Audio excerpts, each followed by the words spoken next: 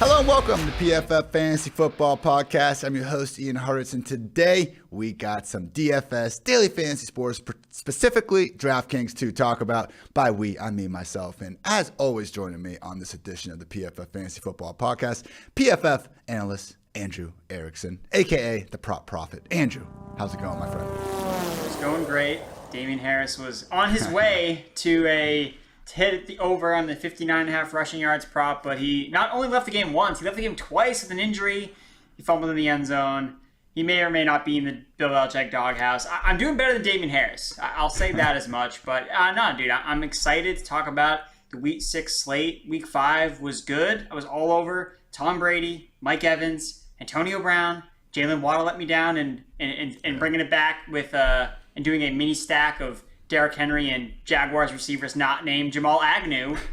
Who knew? Didn't actually end up working out. So Urban Meyer, I guess, I'm wearing the clown mask, I guess.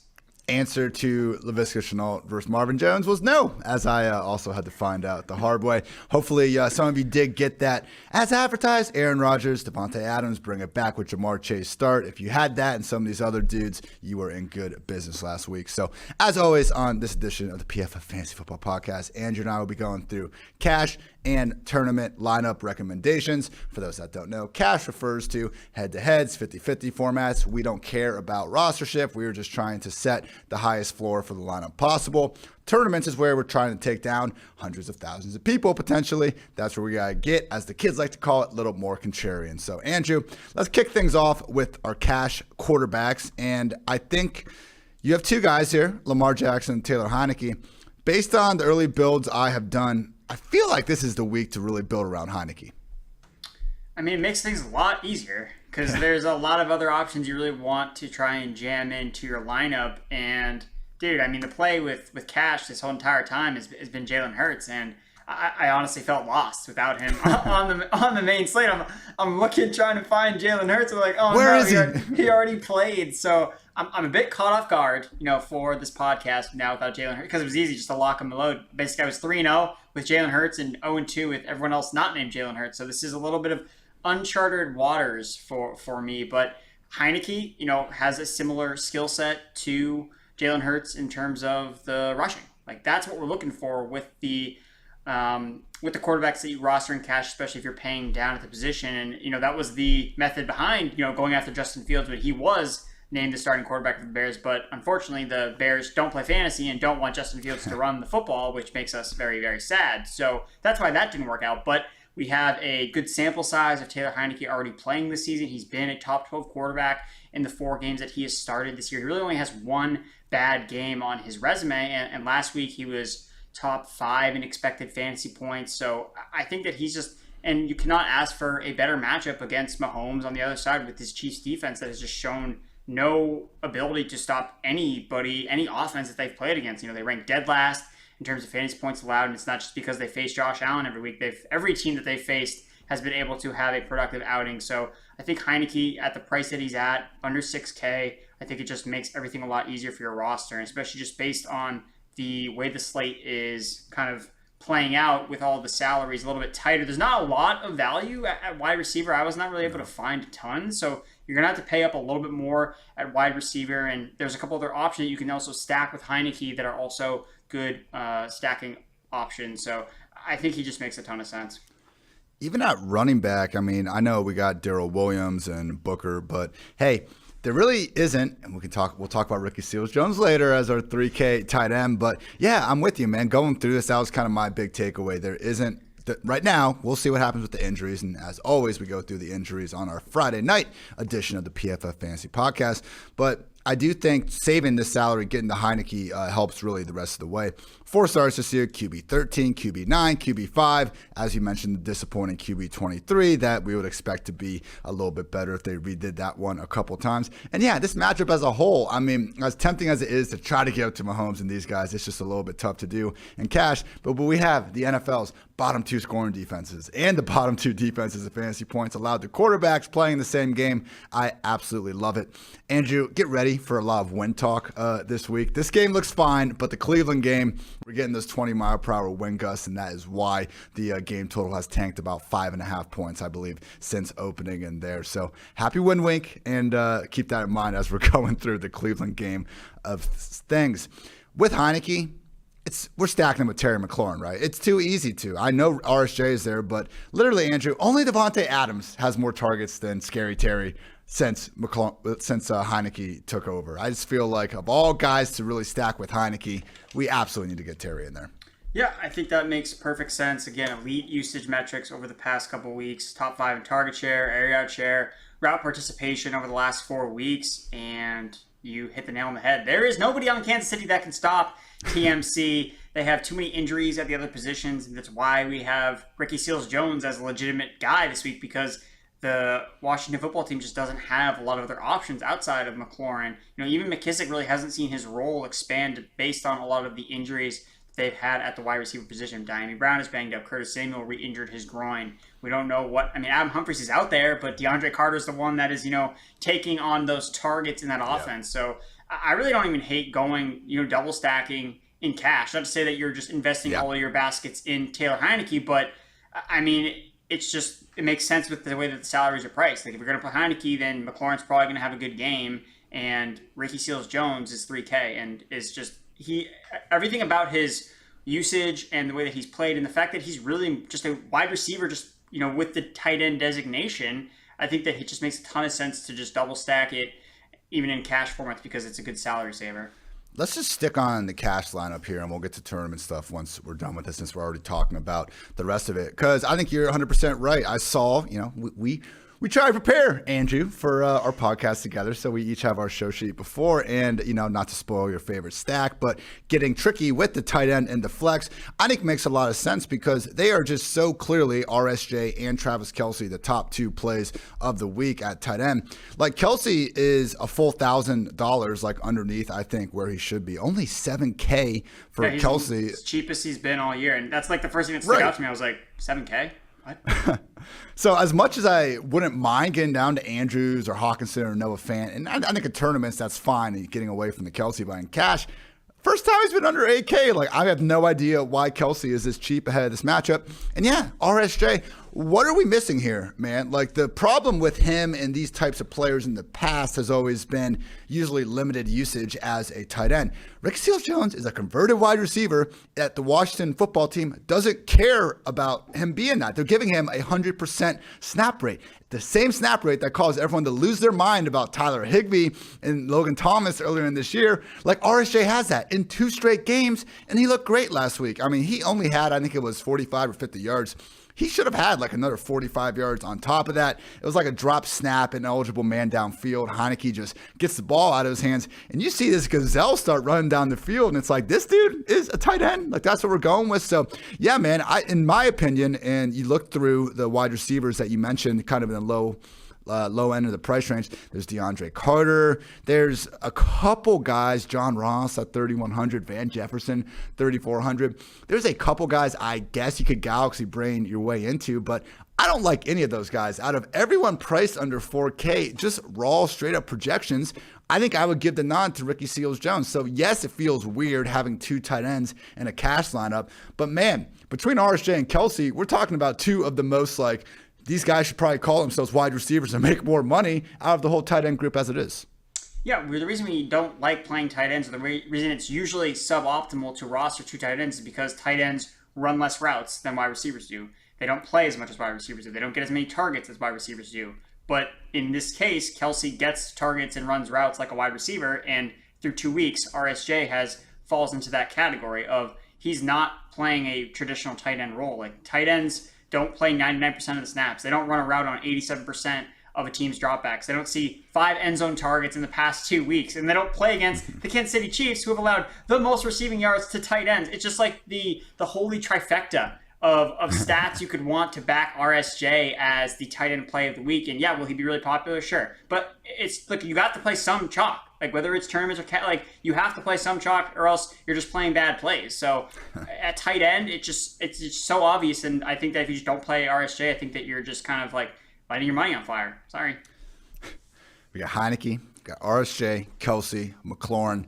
Running back is where things get a little interesting because while McCaffrey is another guy that's probably just $1,000 too cheap. I mean, to see him under 9K, he was, I believe, at 10K when he actually got injured against the Texans in week 3. He's too cheap. With that said, he was not spotted at the open portion of Panthers practice on Thursday. I'm sure we'll find out more information about this after the podcast that clears things up per usual. But, Matt Rule said on Wednesday that McCaffrey was only 50-50 to play. So right now, McCaffrey, I think it'd be nice to get him in this cast lineup if we can, but with potential for limited snaps and stuff. I don't hate just going down to Ekeler and Darrell Henderson. Henderson particularly is just egregiously underpriced. He is a legit RB1 with the workload he's getting. And for Ekeler, I mean, overall RB2 this season? Like, he's just doing everything we could ever want. If you're a fantasy analyst and you haven't mentioned his increase in goal line carries, what the hell are you doing out here? So Ekeler and Henderson,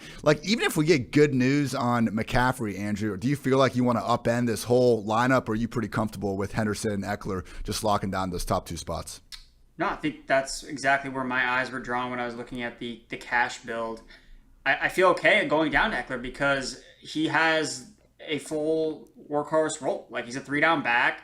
Like, he's playing in a high-scoring environment. He's getting goal line touches. He catches passes, and that's really what the Ravens have given up a lot of production to, is to pass catching backs. We saw it. Jonathan Taylor just rip off this 70-yard run on a screen play. Like, Ekeler has that in his range of outcomes. We don't have to worry about some other running back coming in and stealing goal line touches from him. It's not an issue. We have defensive linemen picking him up to let him score. Like, it's just like the floodgates are opening for Austin Ekeler to just eat in the goal line. It's something that he's not been able to do for so many years. And now it's just, defenses are just like, no, Ekeler, like, it is your time to shine. Please score on us. I think that the matchup is good. The Chargers have a good matchup in PFF's offensive defensive line matchup chart. So I like that. And there's really a lot of running backs with good matchups this week, but because of that, it's like, okay, we need to turn to the usage. Who are the locked and loaded 3-down bell cows that, no matter of game script, so whether the Chargers are winning or losing, whether the Rams are winning or losing, we know it's Ekeler and we know it's Henderson, so you know that the fantasy production is going to follow those two guys, and they're both, I think, underpriced. So even if CMC is active, I guess I still feel comfortable saving the money on Ekeler, because are there question marks about CMC? I think in tournaments, I'm going to play Chris McCaffrey, because if he's lower roster than he usually is, then I think it makes so much sense in the world to play a guy like that who can score 30 points in his sleep. But, I mean, we saw last year when he was coming off a shoulder injury, this coaching staff went right back to him, and now it's a hamstring injury. And is it a different situation? Are they now regretting what they did last year? Because he did get injured again. So a lot of question marks about CMC's role, and I think that Ekeler's role is almost just as good, and he plays on a better offense. So I think paying down for Ekeler $900 you save, I think it's fine in cash. And looking at, I mean, if you look at the DraftKings, just top end range of the running backs, you're going to see a lot of Qs and a D there for Saquon. I would just say relax a little bit. We need to see what's going on with this McCaffrey potential midweek downgrade. That's not good. But otherwise, all these guys. Dalvin's been practicing. Aaron Jones is expected to be fine. Chubb, Zeke, Gibson, Mixon, Swift, Madison, all these guys are expected to play. I would say out of this whole group, Saquon is the only one that you really should not be expecting to be out there. So again, check out the Friday edition of the pod and we will go through all the injuries and figure out what's going on with there. So Andrew, in this early week cash build, we got Heinicke stacked with McLaurin and RSJ. We're throwing in Kelsey in the flex. We got Henderson and Ekeler holding down the RB spots.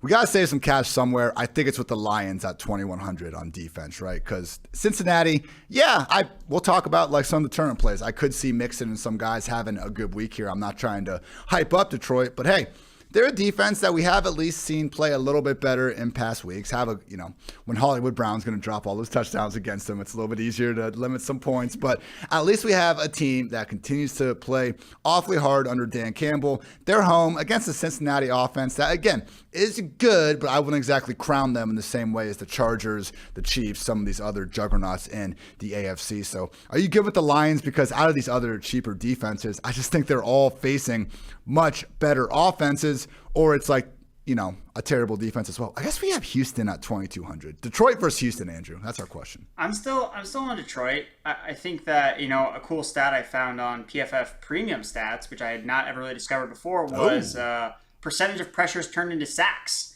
It's a quarterback stat that we have that you can go check out. And Joe Burrow actually ranks third in the NFL in that category. So when he is pressured, he gets those pressures turned into sacks at the third highest rate in the NFL. And if you look at the Lions' pressure rate, it's average. It's not like out of this world. They're not a top 5 pressure unit, but they're also not like the Tennessee Titans, where they're just like they can't generate pressure at all, and that's why teams just rip them to shreds. So I think the Lions' defense is not nearly as bad as their $2,100 price tag would indicate. I think they're fine. And like you said, these guys play for Dan Campbell. They want to win a game. Like, they're sick of losing. They want to win a game and not go 0-17, which would be worse than when they went 0-16, so many years ago. So I think that they're going to bring some fight in this game. Again, I don't think that's a smash spot for the Detroit Lions DST, but you got to save salary somewhere. And I think the Bengals offense is like you said, good, but it's not like, oh my God, they're going to score 50 points on the Lions. Like, what's going on?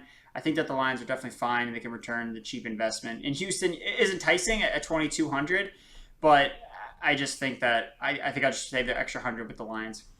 Yeah, I'll give Wentz a little credit. 400 yards against the Ravens. He does seem to be getting healthier. Might end up getting more sacks out of Burrow. Wentz, to his credit this year, I haven't checked the updated numbers this week, but before last week, he did not have a single turnover-worthy play as a passer. Like, he hasn't done great this year, but he's at least limited some of those boneheaded mistakes that were becoming a weekly occurrence. So yeah, I think Detroit over Houston is the move. This leaves us with just a little over 11K left to fill out 2 wide receiver spots.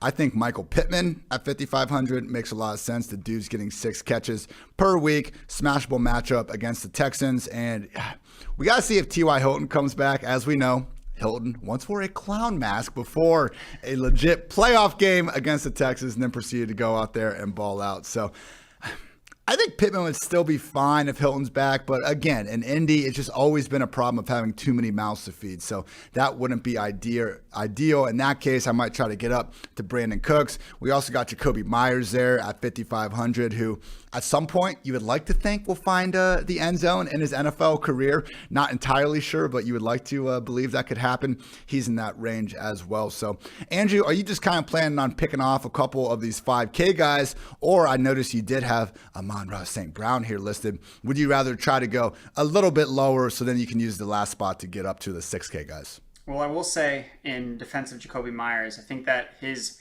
pace of not scoring touchdowns is basically equal to that of Zach Ertz not breaking a tackle. So, if on Thursday night we see Zach Ertz break a tackle, it means Jacoby Myers is scoring a touchdown on Sunday. I like it. That's what we're doing. that is the sign. So that game's already in the book. So people will know already whether Jacoby Myers is scoring this week based on if Zach Ertz broke a tackle against the Tampa Bay Buccaneers.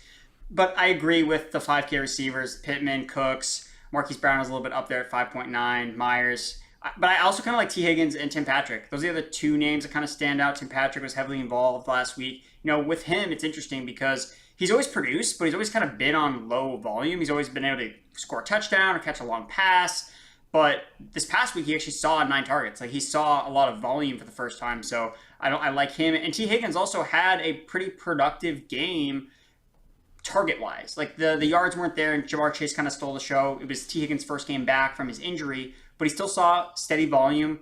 It seems like, again, at least the way that the Bengals are doing it right now, they're not throwing a ton, so it really only seems like 2 pass catches are really kind of viable options. Chase is getting so much done, even on low volume, that I still think Higgins has a chance to eat against this Lions defense. That the secondary, I'm not afraid of the secondary at all, so I think T. Higgins makes sense. And I know you brought up, for me, Amon-Ra St. Brown, and it's because he's emerging as the number 1 wide receiver on the Detroit Lions. It feels gross, but there is no Tyrell Williams, there is no Quintez Cephas now, and Amon-Ra St. Brown for 2 straight weeks led the Lions in targets, receptions, receiving yards, and for 2 weeks in a row. And he ran a route on 77% of Jared Goff's dropbacks in week 5. So it's not just his targets are increasing at an unsustainable rate, he's playing more, and his routes run are going up. So there's a reason why he's getting more involved. So again, he's at 4,200. It's PPR scoring. Again, if this was like FanDuel or Yahoo where it's half point, it might be tougher to get behind Amon-Ra because he's probably not going to score a touchdown.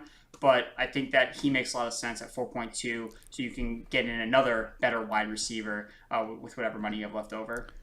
I think that's where it's going to come down to preference and then just kind of seeing how things shake out over the weekend. Because if you want to go down to Amon-Ra, you can get up to CeeDee or Jamar Chase and really get one of those top guys. Keenan Allen, if you feel more comfortable with someone like that. Or just take a couple of the guys in the 5K range as well. So a lot of options there. Again, it's just going too far down anywhere else to try to get up any higher at wide receiver, I feel like you're just sacrificing too much. But I really like this current shell. Again, people, Heinicke stacked with McLaurin, RSJ, bringing it back with Kelsey, Henderson, and Ekeler as our RBs. Detroit Lions defense to save some cash, and then users' preference on the final 2 wide receivers.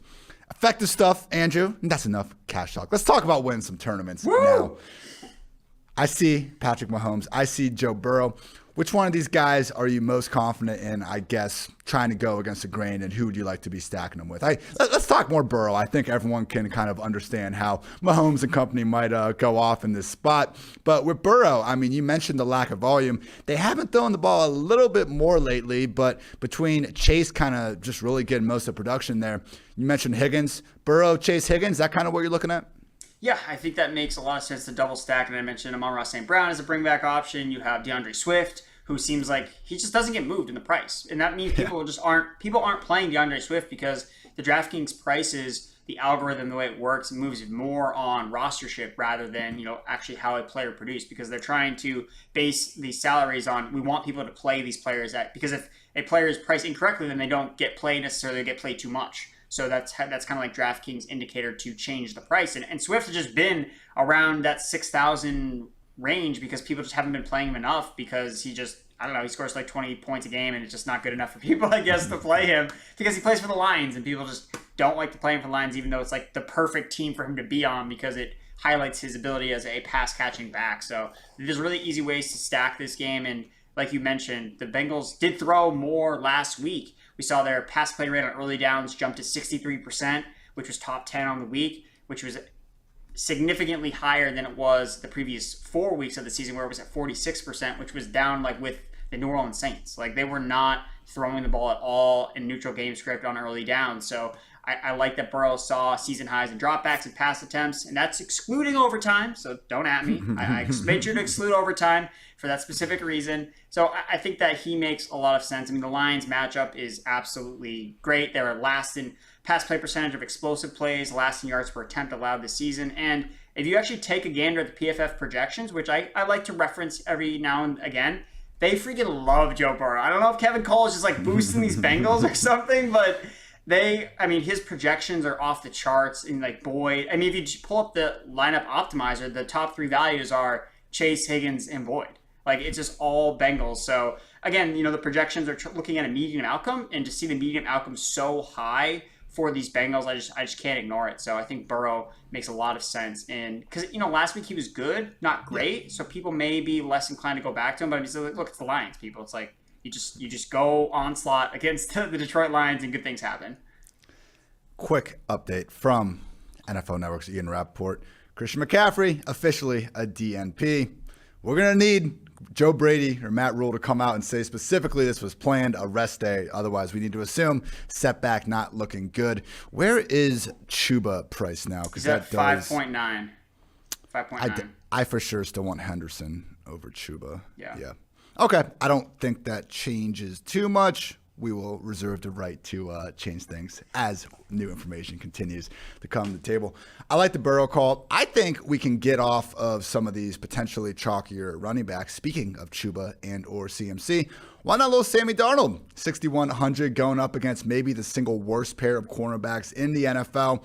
I am a little concerned about Danielle Hunter and company really wreaking havoc in that backfield. Darnold is popping as someone that could be under a lot of pressure. But hey, he's only 1 week removed from finishing as the single highest scoring quarterback of the week. And he was even the QB7 all the way back in week 3. So DJ Moore, Robby Anderson with Sammy Darnold, particularly if McCaffrey isn't out and we're expecting maybe more of a, the let's go throw the ball around the yard type of game plan, I do think Darnold and those receivers makes a lot of sense. And also Justin Herbert with his receivers, because Baltimore, I still think people are just giving this defense too much credit. We just saw Wentz go for over 400 against them. I understand a lot of that was Jonathan Taylor just being a monster in the open field, but hey, yards are yards. We don't care about style points. And Herbert, having Mike, having Keenan, having Ekeler to throw the ball to, I just think the ceiling is the roof for him really on a weekly basis. So if Eckler's going to be drawing a ton of rostership, don't be afraid to go with Herbert. Big Mike, who is expensive, but because of that, people aren't really going to be trying to get him all the way up to him. With Big Mike and Keenan, and you're talking about one of the more talented quarterbacks in the game with 2 wide receivers that between them should have a target total starting with 2. Now running back. Again, we just need to find out what's going on with Christian McCaffrey more. But Andrew, I think the one I agree with on you the most, Joe Mixon, 6,400. We got Samaje Perine on the injured COVID list right now, and honestly, just seeing Mixon limited on Wednesday as such a big step up from last week, and he looked fine in the game. I was almost kind of mad they didn't use him more when he sent that poor Packers defender to the shadow realm on that touchdown run.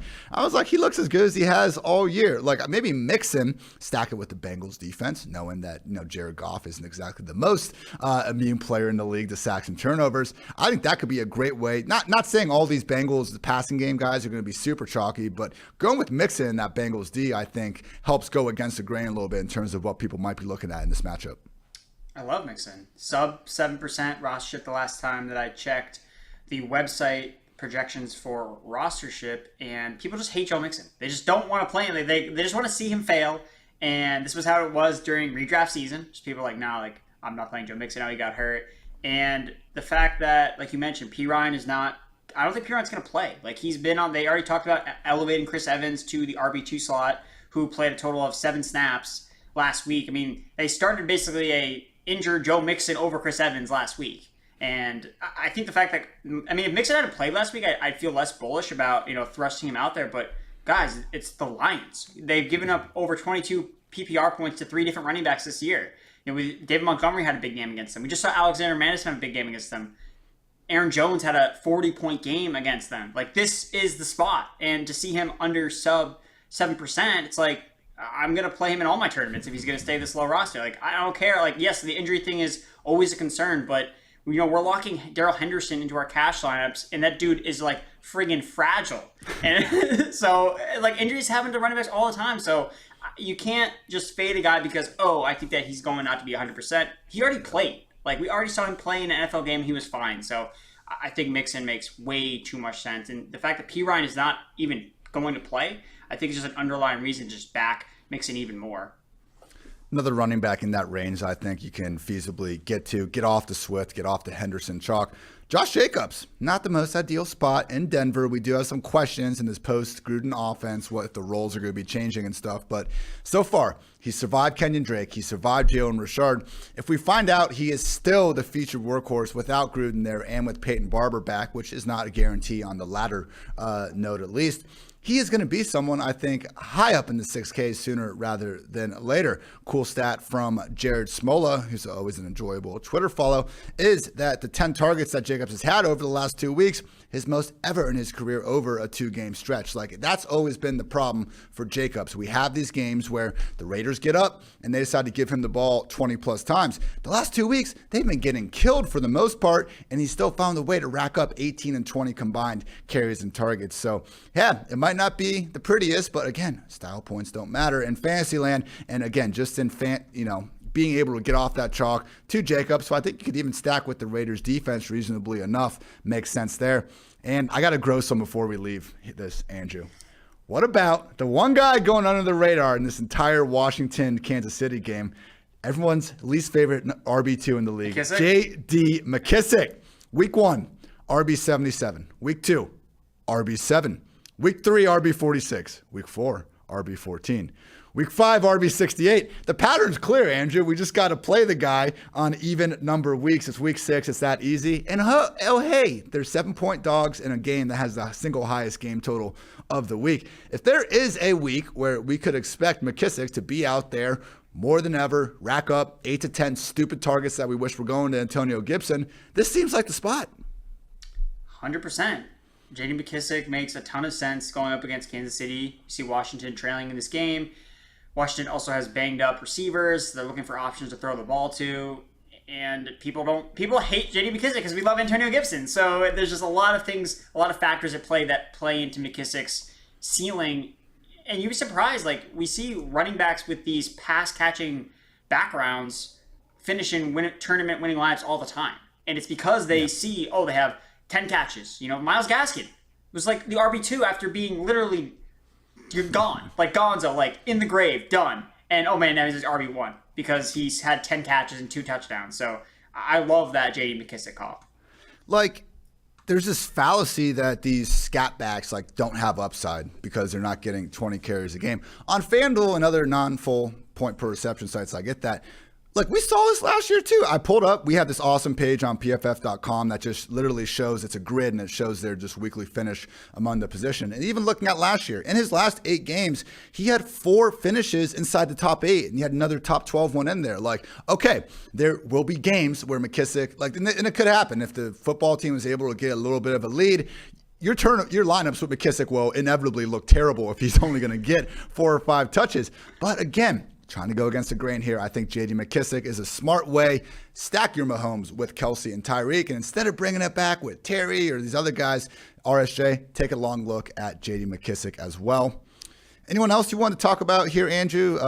Main thoughts on Kareem Hunt or anything? Yeah, just Kareem Hunt. So I'm glad you brought up the wind element at play. I didn't know that was a thing until you brought it up. Yeah, just real quick. It's not miserable. Usually 20 miles per hour is the mark in wind that we're concerned with. Precipitation historically really doesn't matter. It's wind that we see passing games fall off a cliff, and 20 miles per hour is where we get concerned. It's 18, 19, 20 miles per hour in Cleveland throughout the early parts of the afternoon. So hopefully the forecast clears up before Sunday. But yes, this is the week to pay attention to that weather. Well, I would guess that the Browns are probably going to want to run the ball anyway on the Cardinals. I mean, the Cardinals have a pretty good pass defense. They've been pretty good at coverage this year. They've graded really well for PFF. They're top 5 coverage unit, top 5 pass rush unit, but they rank 31st in PFF run defense. So, I mean, I think it's just going to be more of the Nick Chubb and Kareem Hunt show.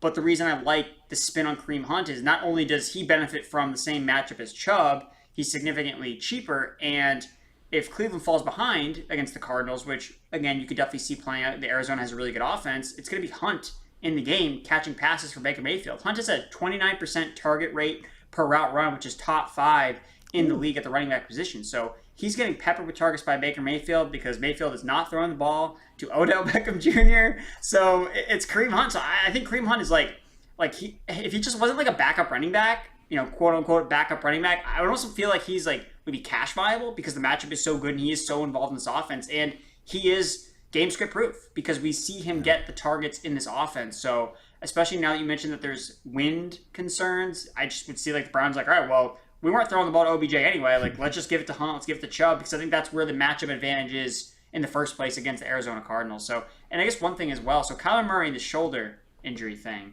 is this exactly like what happened last year, and that's why he's not running? I know this is a newer injury, but this is what we saw play out last year. I know we didn't talk about Murray when the quarterbacks, and usually we always talk about Kyler as a guy you can lock and load because of his rushing, but he didn't run last week, and he has a shoulder injury, and that's exactly kind of what happened last year. So I kind of had a moment of thinking, wait a minute, is this a red flag for Kyler Murray in DFS and season long?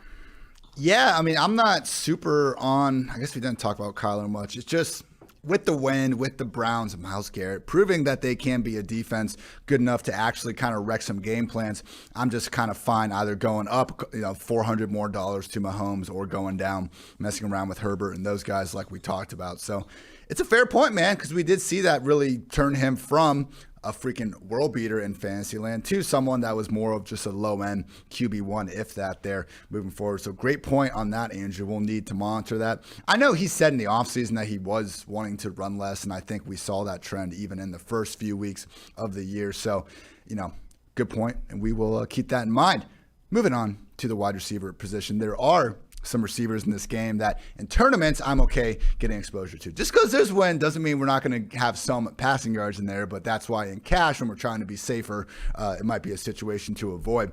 How about Rondale Moore at 4.6K, Andrew? He just had his best usage of the season. Max Williams is out, their tight end. That was the only reason why we weren't seeing more 4 wide receiver sets, and he was eating into Christian Kirk anyway. So yes, I wish AJ Green was just out of the picture. That's not the reality we live in. But hey, if Edmonds is still a little bit banged up with his own shoulder injury, Kyler's banged up, we've seen them be willing to give Rondale rushes, and my goodness, if there's anyone out there that can make the most out of 8 to 10 touches, it is Rondale Moore. So honestly, I kind of love all the wide receivers in this game. Rondale, DeAndre Hopkins at 7.8K is just being ignored. Dwayne brought up a really good point on a podcast earlier this week.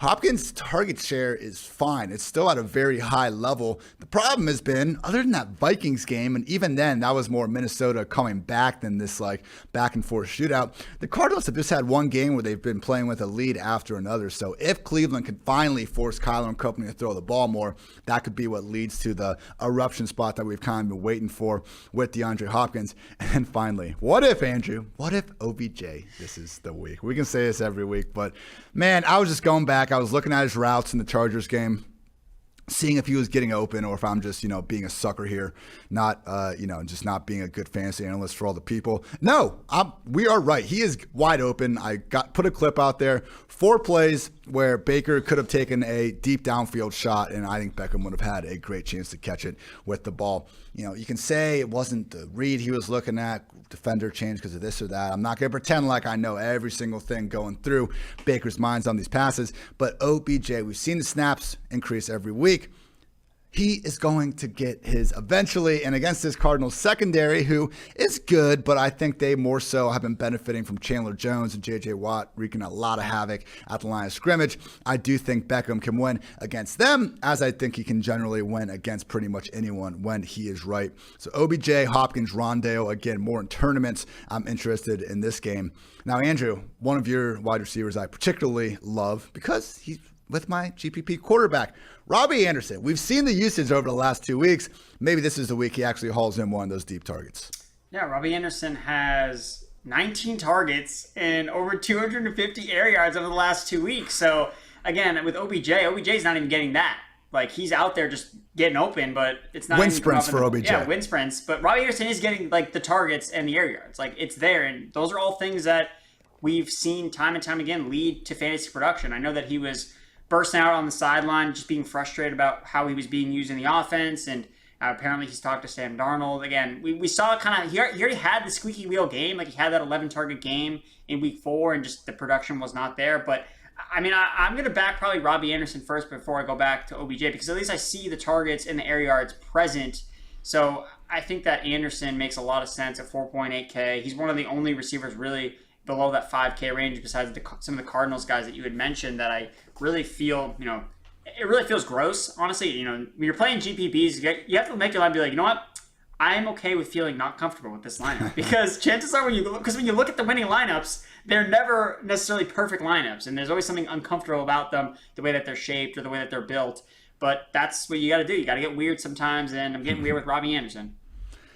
No, you're 100% right, man. Every single Sunday is the same. 1 o'clock comes around, and I'm like, hey, this is the week. I worked hard the whole time. I know exactly what's going to happen, and everything is going to be good. Every now and then we make it to like 110, 115 before that all gets thrown out the window. But yeah, crazy things happen, and if you want to differentiate yourself, stuff like this is the easiest way out. Like, I got my entire start in DFS and all this from working with Fantasy Labs, and co-founder Jonathan Bales, one of the best tournament players really in the world at this type of stuff. And the way he would really do a good job of showing his results in different graphs. And one of the big points he made that stuck with me is that the top tournament players in the world, they finish obviously in the top 10% of tournaments far more often than the normal person. That's why they're a top tournament player. But they also finish in the bottom 10% twice as often as the normal person. So it truly is like Ricky Bobby first or last mindset in these tournaments. Like, who gives a shit if you can finish,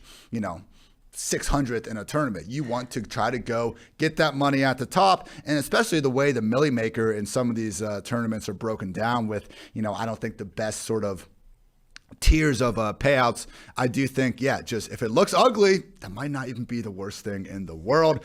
But you did bring it up earlier, Andrew. You don't just want to play bad plays to play bad plays. Got to try to find that mix when we can.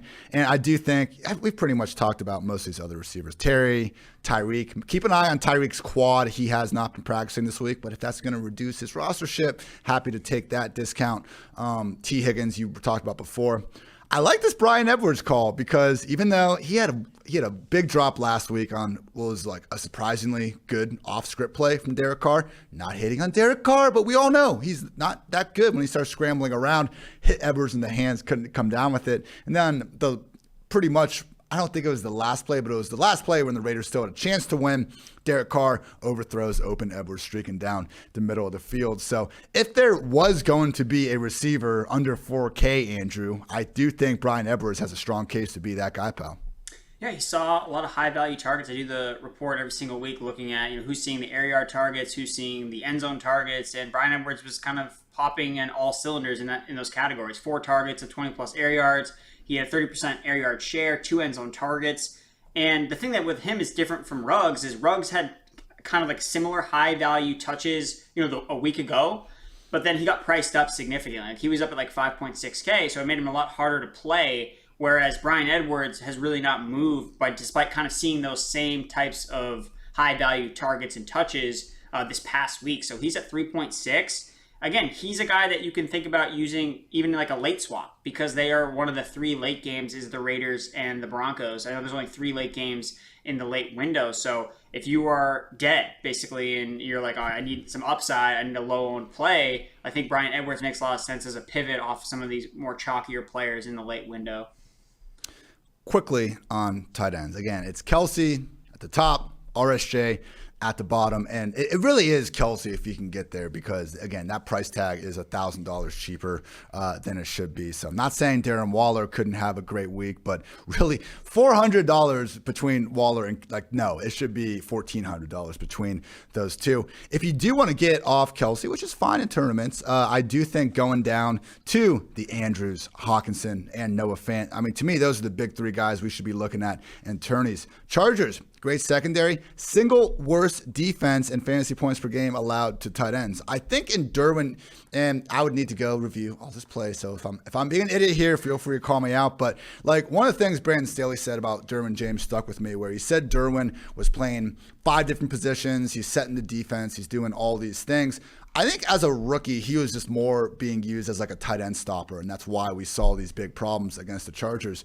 But whatever it is, man, because I know Derwin's playing great. He's not the problem for this, is why I'm trying to go through this. Kelce went for 104. David Njoku went for 150 and a touchdown. Waller went for 50 and a touchdown. Logan Thomas went for 30 and a touchdown. So they've just been getting thrashed, and whether it's the scheme thing or if it's just been a little bit lucky, whatever it is, we know Mark Andrews can ball out against any defense because he's Lamar Jackson's at worst 1B receiver during any given week. And to see him only at 5,200, how much higher would this be if the salaries were out after Monday night and he just had that bonkers game? So, it's legal for guys to have 2 straight games in a row. Mark Andrews is awfully underpriced at 5,200. Hawkinson, 5,000. I would just rather go up to Andrews unless there's this huge rostership difference in him. He is playing banged up, but I also expect him to get back to balling here sooner rather than later. And then finally, Noah Fant, who, yes, last week didn't go well. We were on him then as well, but the just uses that he's had with Albert O on IR will continue to persist, and it's just hard to find every down talent at the position. So Kelce and RSJ for sure, but out of that other group, Andrew, particularly Andrews and Noah Fant, I think make a lot of sense in tournaments. Yeah, I think that the tight end approach, like you said, Kelce, RSJ, basically in every type of lineup that you're building, basically doesn't matter if you're game stacking or not. And I think that that's the move with the tight end position in general. Like you want to add it to a stack because a lot of tight end production is just tied to touchdowns anyway. Like that's really, if you catch touchdown, boom, you have a top 5 tight end on the week. Great job. And if you have that connected with the quarterback that you're rostering, or he plays in the game with the quarterback that you have, the game you're stacking, like that's the approach. So, focus on RSJ and Kelce. But if you have Lamar, who I like, you stack him with Mark Andrews, and then you bring it back with, or you could, do Lamar and Marquise Brown and bring him back with Jared Cook or one of these other guys. So I would say be cognizant of stacking with tight end if you're not going to just play hashtag the best plays, which are Kelsey and RSJ. Before we get on to our favorite stacks and props, just got a couple ads to go through, people. And this first one is objectively the most important, with all due respect to all of our sponsors who I love. But people, you can get 25% off any PFF subscription right now if you use code FANTASY.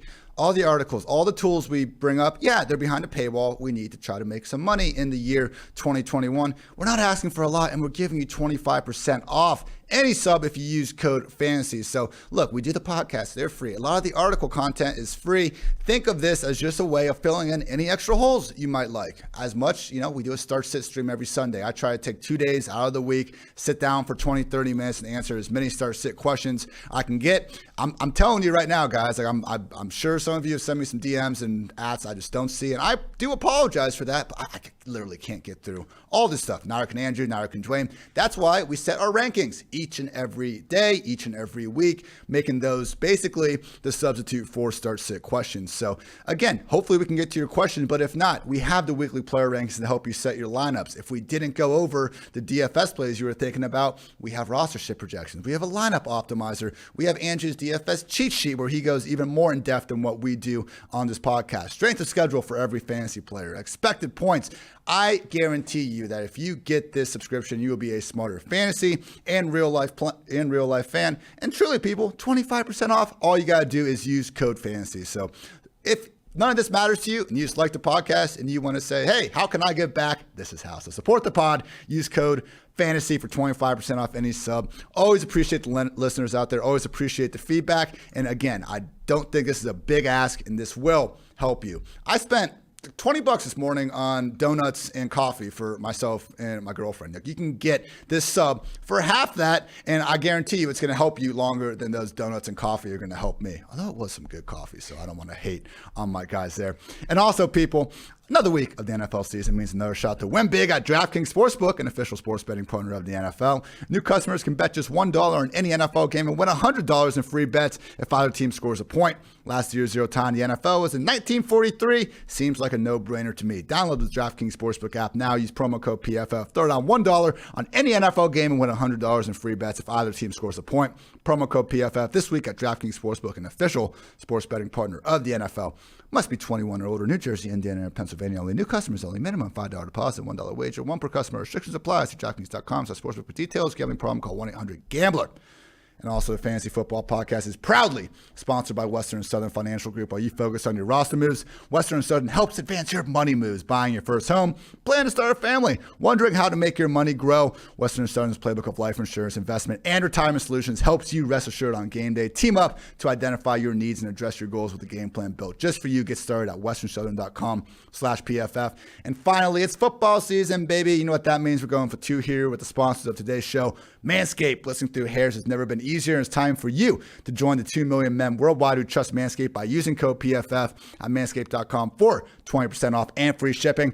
3 and out the window for all other trimmers. Now go tame that Wildcat offense. Again, 20% off and free shipping with the code PFF at manscaped.com. That's 20% off with free shipping at manscaped.com, code PFF. Andrew, what is your favorite stack of the entire Week 6 main slate? I know it maybe seems obvious, but I think not enough people play it, and it's just Mahomes double stacks. With Mahomes, Tyreek Hill, Travis Kelce, it worked in Week 1, it worked in Week 4, and I'm going to in Week 6, and the bring back, or at least for right now, I'm going to try to mix in some Terry McLaurin, but is RSJ. Going double tight end. I know it's a suboptimal move in most weeks, but every week is different. Every slate is different, and I think it actually is an optimal approach this week, going double tight end with Mahomes.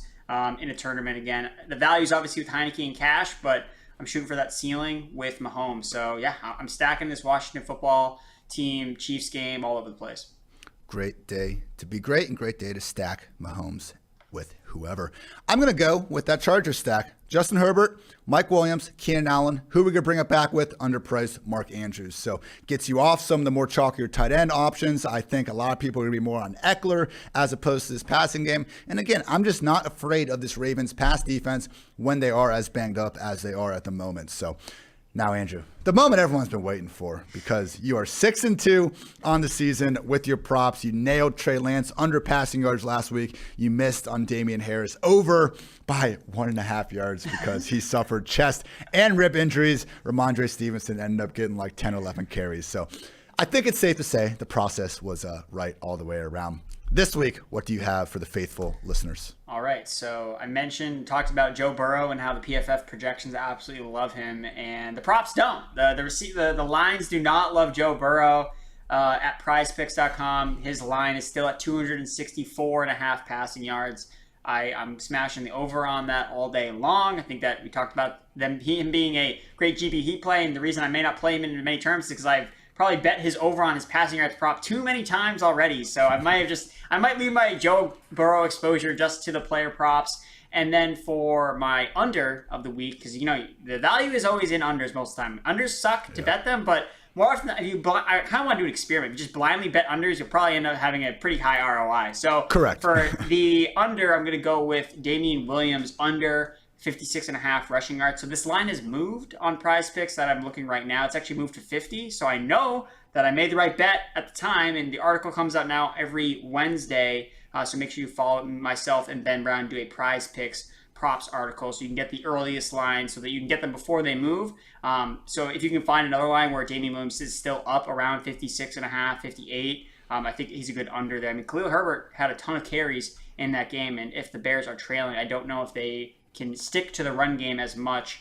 They may have to throw the ball a little bit more. So I'm going to take the under on Damian Williams. And then just as a fun prop on Prize Picks, because you can get fantasy points under over, Dan Arnold, 7 fantasy points, taking the over because it's full point PPR. And guys, Dan Arnold, he had the routes run last week. He is the tight end 1 for Jacksonville in London. Hey, have some fun. Wake up 9:30 a.m. Watch Dan Arnold score 7 fantasy points and have money. So yeah, those are the picks. Oh, I didn't even realize we have another London game this week until this second. That is absurd. And I can't believe, man, you talked about Dan Arnold more than anyone else in this industry throughout the summer, and he was on pace to do more or less nothing in Carolina, but now he just has the snaps around. Bro, he lost a fumble that got returned for a touchdown on their first drive last week, and it just didn't matter. They kept feeding him because Dan Arnold. And I will say, Andrew, you made a fantastic call, and I gave you credit on this very podcast, even when you weren't here. Deontay Harris, your boy, 70-yard tutty last week. Snaps. You mentioned the wide receiver cornerback advantage, and it came through. Did he pull his hamstring on that play? Yeah. No, it was that play. It was one of the. I mean, he only ran 2 routes, and one of them was a 74-yard touchdown. I was giddy. I was like, boom, the process, the wide receiver quarterback matchup chart, the target share, it all worked out, and then again he got hurt. That sucks. But hey, I was happy. I was on cloud 9, like early window, 1 o'clock. I was like, oh my god, this is the best. The happiest I was last Sunday was I bet Malcolm Brown under rushing yards. It was at like 20, and they just didn't give him the ball the whole game. I was like, oh, there's Miles, there's Gaskin again, there's Gaskin again. This is easy. Why don't I just, why don't we just bet on the things that go right every single week, Andrew? Like, it's that easy, right? Play the best plays. That's all I gotta do. Play the best plays every week. Not that hard of a game, people. Well, Andrew, you have multitude of articles out every single week. People can find your fantasy football start 'em or sit 'em, your buy low and sell high targets based on high value opportunities. Of course, your weekly fantasy ranks. You grind out a waiver column on Mondays, and you also have your DFS cheat sheet out for the people on Friday. Anything else you want to get off your chest? No, I'll just say with the DFS cheat sheet, I added in the salaries for FanDuel as well. So I'm cross-referencing expected fantasy points and the FanDuel salaries. I know I had a couple people asking if I could add in FanDuel just to the graphs because there's a lot of data viz in the DFS cheat sheet. So I was like, hey, I'll do it. I'll pull them in. So if you're a FanDuel player and you want to see where values kind of stick out based on a player's expected fantasy points, those are now included in the DFS cheat sheet. So go check it out, pff.com. And as always, I'm on Twitter, @Andrew Erickson _. Can never forget the underscore. Never Forget the underscore. Great stuff, Andrew. You can find my 4 weekly articles, QB predictions, snaps, and efficiency from every single backfield, wide receiver, cornerback breakdown, plus tight end analysis, and my favorite article, Mismatch Manifesto, where I basically take all the goodness from those and combine it into one free. I think there was like 48 key section notes that you can check out pretty easily all over at pff.com. And yeah, if you guys have any suggestions for more things you'd like to see in any of those articles, any of Andrew's articles, just let us know. We want to have the best product, and if you have an idea to make it better, I am all ears or all eyes, since you'll probably write it. Now I'm just making a fool of myself. For Andrew and for myself, thank you as always for tuning in to PFF Fantasy Football Podcast. And until next time, take care, everybody.